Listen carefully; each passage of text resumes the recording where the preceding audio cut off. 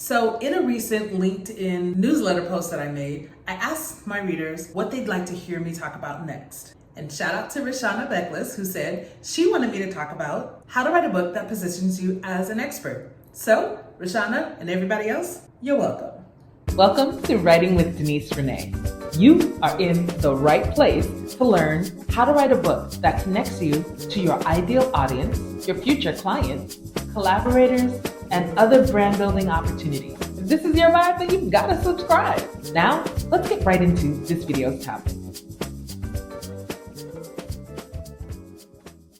Hey writers, welcome to this video. I'm Denise Renee, and let's get into it. So I usually have a tablet or computer or some handy dandy notes. So if you see me looking up and down, this is what it is. But I just wanted to have a really quick, cool conversation, and I just took some bullet points. So let's get into each of them. I think the very first thing that I really want people to woosah about is do not overly stress out about being seen as an expert. An expert status book is not any special type of book. The very act of writing and publishing a book will help people to see you as an expert. So if you want to know how to write it, just write it, right?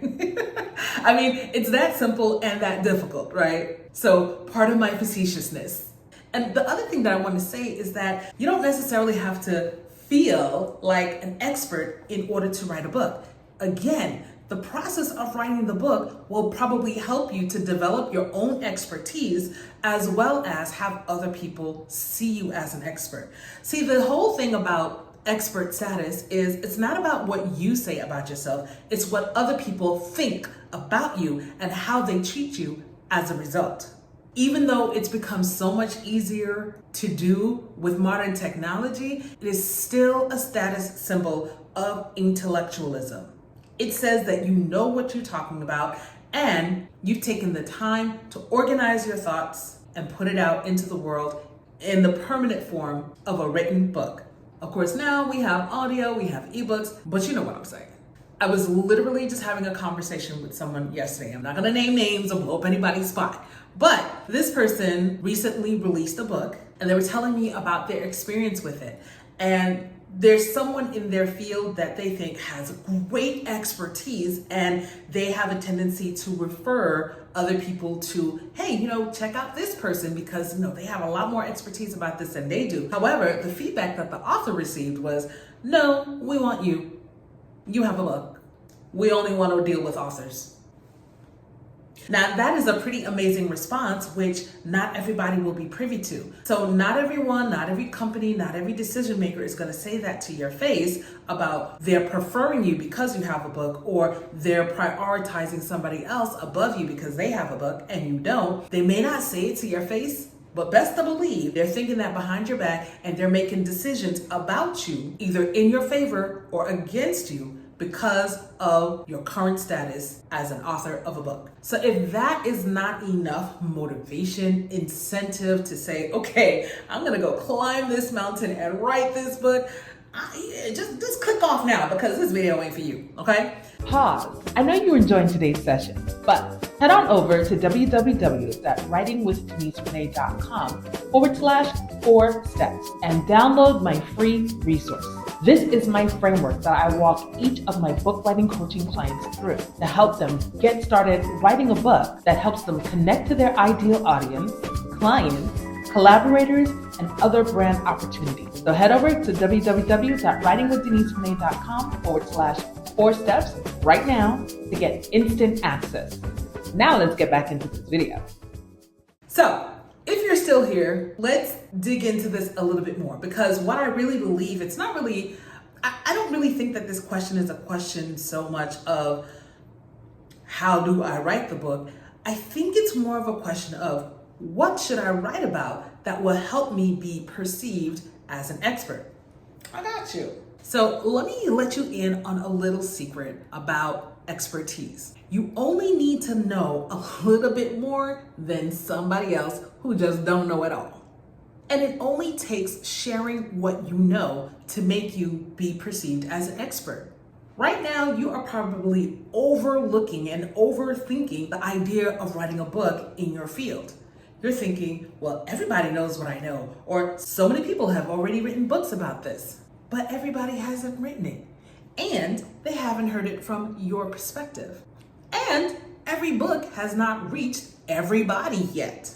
That's what you should be focused on. Think about the idea of sharing what you know and just being a little bit ahead of somebody else in terms of kids. So if you have children in your life, whether you produced them, you babysat them, you taught them, whatever, I'm sure you have observed this phenomenon. Personally, I'm a mom of one, so my son doesn't have any biological older siblings, but he does have some cousins. So when he was a baby, literally from the first day I brought my son home from the hospital, his favorite cousin walked into the room, fixated on my child, and went, "That's my baby cousin." She was 2 years old at the time, and she was just fixated on him, and my son went, "Whoop." And the two of them have been inseparable to this day. To this day. And my son's about to turn 13, and she's about to be 15, if she isn't already. But the two of them spent a lot of time in the same household in my son's first year of life. And what happened? My son definitely advanced quicker because he had an older relative who was still kind of in his age range, who was showing him and teaching him things that she already knew. Now, some days I wasn't too happy that she taught him. Like, as they got older, instead of actually trying to spell words, she taught him how to use the microphone function on Google. Very irritating for me as a writer who wants to teach my son to write and to think for himself. But nonetheless, having that slightly older sibling or relative to kind of teach him and guide him, he really learned a lot of things and advanced through a lot of things a lot faster than if he didn't have that influence. And I'm sure you've noticed this phenomenon with children in your life too. The first child takes them a little bit longer to learn things, but when they have a sibling, they're always teaching that other sibling what to do, the good and the bad. And that's all you really need to think about. Does that older sibling know everything that there is to know in the world? No, but they know enough to help the younger one. And that's the way you need to really think about expert status. As long as you know something or some things within your industry, within what it is that you do as a professional or as a business owner, or as it relates to the products and services that you sell, as long as you are able to help your target audience with something that they don't know, you are an expert in their eyes. If you're with me and you're tracking with what I'm saying, drop the term baby cousin in the comments so I know you're paying attention. Okay, so you might be thinking, well, how do I even think about or figure out what I should write about? You know what I'm about to say? I got you. I have 3 frameworks right here for you to help you get your idea juices flowing. Framework number 1 is what I call the third-year medical student approach. Framework number 2 is what I call the travel blogger approach. And framework number 3 is what I call the journalist approach. So let's talk about each one real quick. Imagine you are a third-year medical student. And I know for me, that's a real stretch of the imagination because, baby, math and the biology and organic chemistry, that was not my ministry in college, okay? I could never be your doctor. But work with me. You're a third-year medical student. You're not quite into your residency yet, or maybe that is the year that you do residency. I don't know, but we're pretending, okay? By that third year of medical school, you've learned some things. Have you learned everything yet? No, you're not going to operate on me or anybody else for that matter. But you know what you do know? A whole lot more than those first year medical students.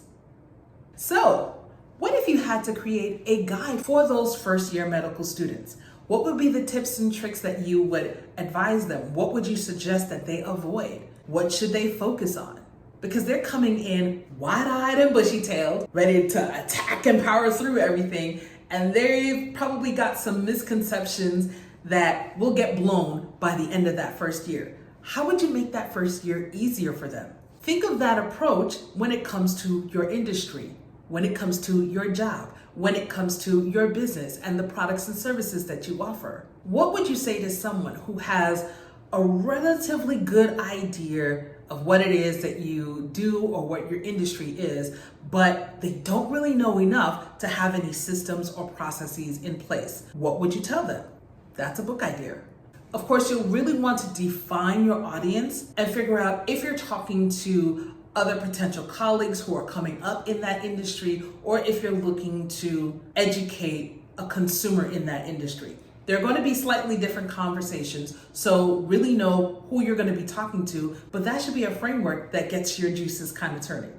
So the second framework is the travel blogger.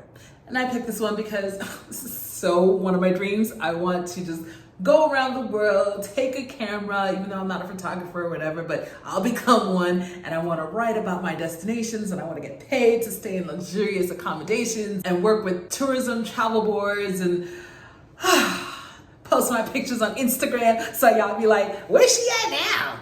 I'm jealous.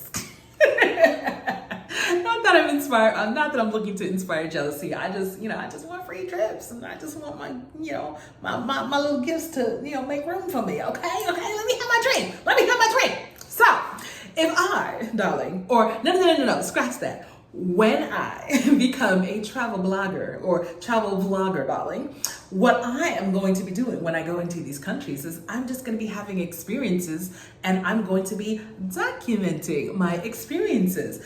I'm going to take notes. I'm going to take pictures. I'm going to take videos. I'm going to be like, hey guys, I'm here in beautiful Texan Caicos on my fabulous paid for vacation. No, I won't be that obnoxious, but you get the point.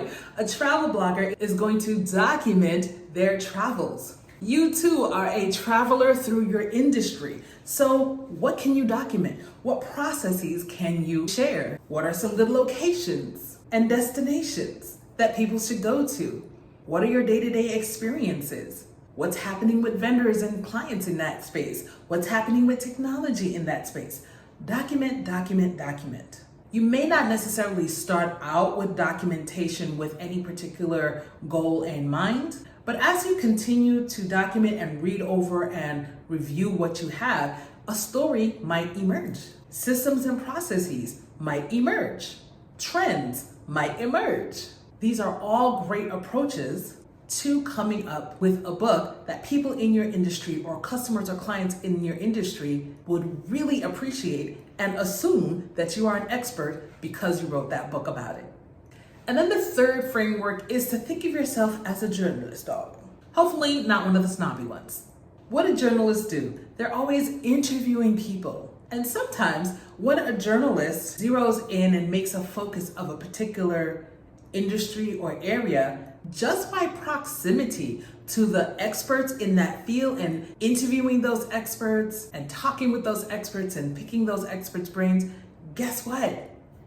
They start to be seen as an expert too, because you are now really studying and really learning so much from other people's knowledge. So this is a really great approach for people who feel like they don't have a lot of experience in a particular area, but they're really passionate about it. They're really interested in it. I'll give you a perfect example for myself, as well as a little shameless plug.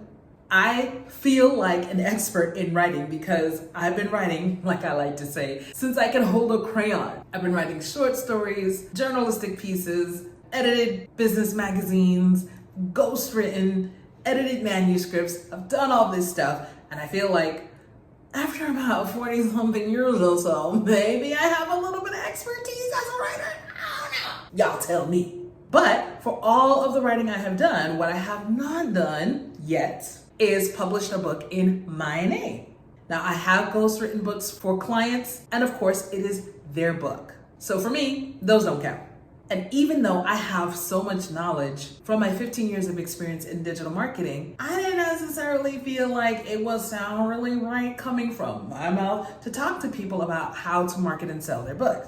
So I borrowed other people's authorities. And I now have an interview series that I call the Sell Your Book Podcast. In that series, I talk to authors who are down in the trenches doing the daggone thing, writing and selling their books, and they share their tips, tricks, and strategies for how you can do the same. So I'm bringing my audience a valuable piece of the puzzle that they need But I didn't feel like, well, I have a whole lot of experience marketing books per se. So let me talk to the people who are marketing books. And guess what? I'm going to borrow a little bit of their authority and be mentioned in the same conversations with them. And when I publish my book in the next couple of months, it's going to be all good. But even right now, it's all good because I'm borrowing and leveraging other people's authority, which in turn, in people's minds, keep associating me with writing books. So think about maybe a sub niche within your industry that you're really interested in and you're a student of, but maybe you don't feel like, well, I don't have a whole lot of practical experience. How can you leverage other people's knowledge and other people's authority to help build your own? Your book can take on a research approach. You can do a series of recorded audio or video interviews, and along with your research, put what your experts have to say together, and now you're creating more of a scholarly piece for your industry. There's so many different ways that you can approach writing a book that would help increase the perception of you as an expert. And the thing is that as long as you do the work, you don't have to call yourself an expert. Other people will do it for you. So now that I've given you some frameworks and gotten your mind spinning on different ideas for how you can start thinking about writing the type of book that will help you be seen as an expert, check the links in my bio for some more resources, such as this video right here that's going to help you determine which of the 3 best book types for growing a business you should pick for your book's format. Check that video out next.